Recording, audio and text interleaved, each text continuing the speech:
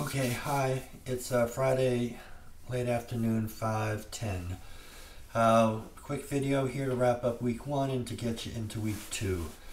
First off, of those of you who took the APA exam, you all got 100%, so that's wonderful. And I've also marked your capstone number one assignments and gotten them back to you. I think I've received 9 of them.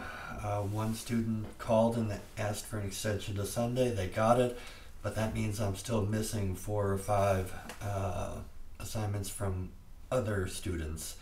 Remember that in this course, probably different from your other courses, the due date for most assignments is 8 a.m. on Friday mornings. That allows me to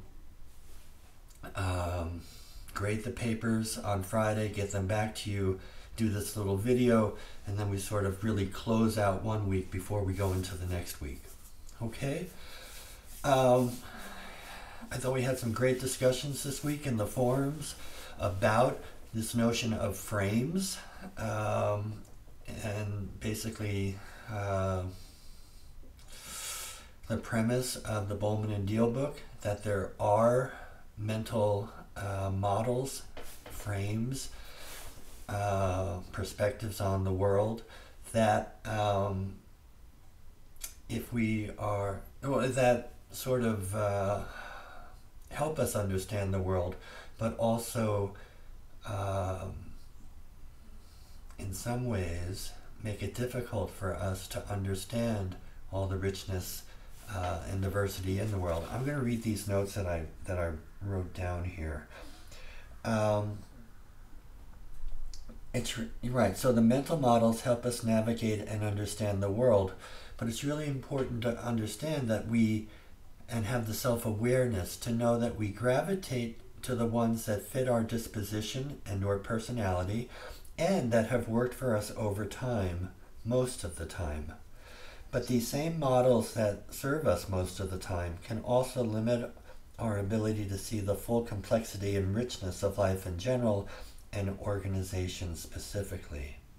Hence, we get blindsided by the black swans that operate outside of our preferred or normal mental models. Okay?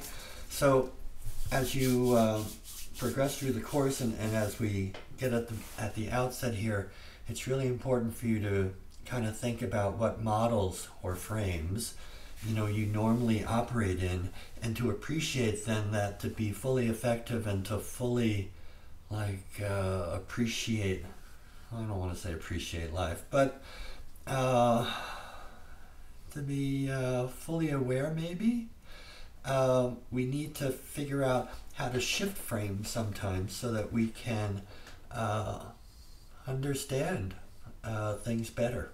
Okay? All right, enough there. Now, moving on to week two.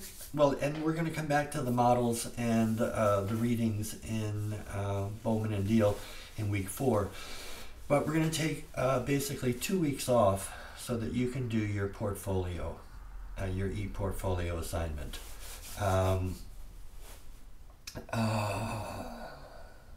Yeah, so that's essentially what we're going to do the next 2 weeks.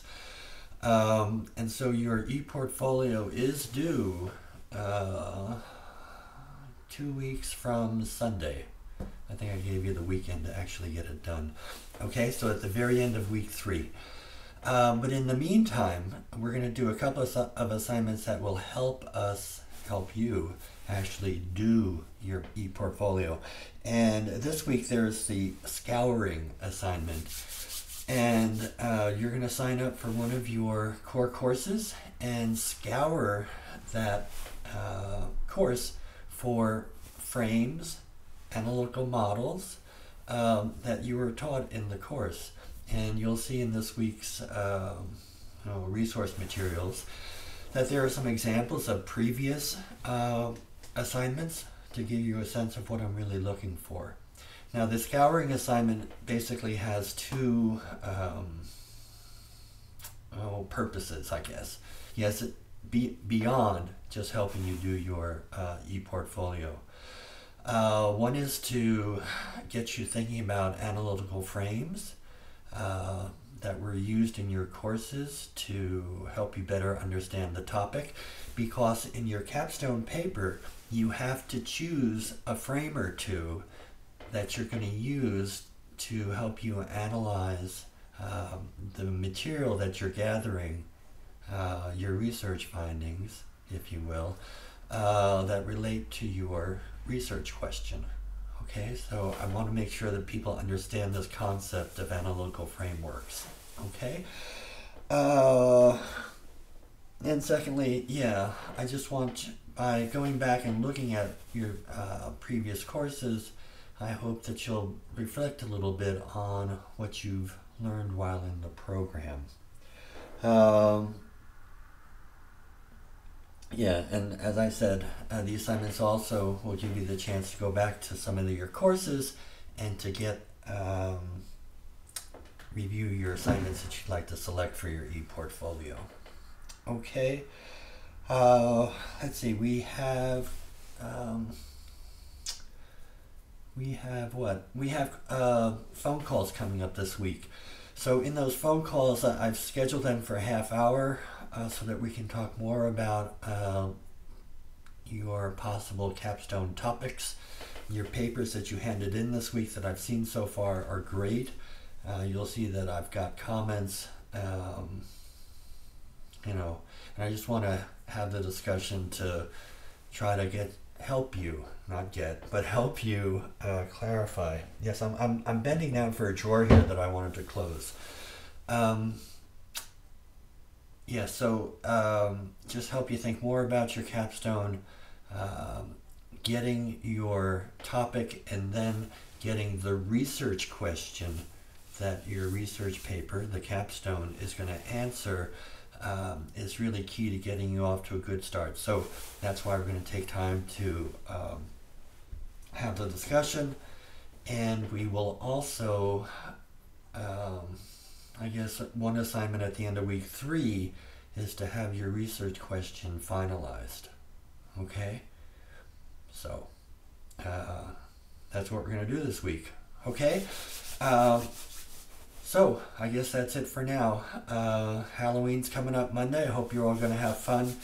It's probably my favorite holiday of the year. We have literally 1,000+ kids come on our street. It's sort of a big tradition. Everybody goes all out in terms of the decorations they do and the costumes they wear as candy givers. And it's really nice. Kids from all over our town here, Longmeadow, come. But what's also really nice is that kids from Springfield come as well. So, at any rate, hope you enjoy Halloween, and look forward to talking with you, and I'll see you online. Okay? Bye-bye.